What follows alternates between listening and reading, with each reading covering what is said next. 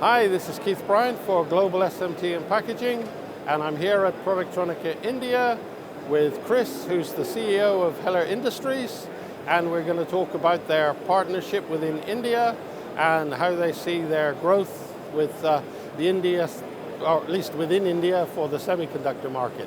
So Chris, first easy question. Tell us about the partnership that you have here. Our partnership with NMT has gone back over a decade. They've been one of our distributors, very valued distributor. And here today we are actually introducing, as part of the NMT booth, our first made in India Heller reflow ovens. Okay, and that's effectively a made in India product for the Indian market, but also for the globe? Absolutely.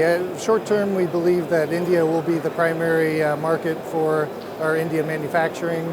However, longer term, we're expecting a healthy amount of exports as well. Yeah, I meet a lot of people who are talking about doing this, but you're one of the few who've really actually made the step, and they're, let's say, putting your money where your mouth is, yeah? Yeah. I mean, we like to be first flexible, fast to market, and so I think we're very excited to be the first reflow manufacturer in India.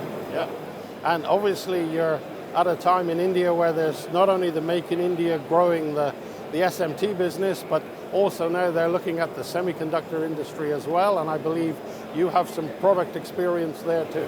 Oh, exactly, yes. SMT, of course, is farther along. It's still early days for the India semicon industry, but the customers have announced the first fabs that are being built. There was the Tata announcement in Assam with PowerChip Semiconductor, for example, and a couple of others. So again, I think we're early movers here, and some of the products that Heller has introduced for other semicon customers, our formic acid reflow ovens, our vacuum products, our pressure cure ovens, are really leading the industry, and we think that these will be very useful for the Indian semicon manufacturers as well.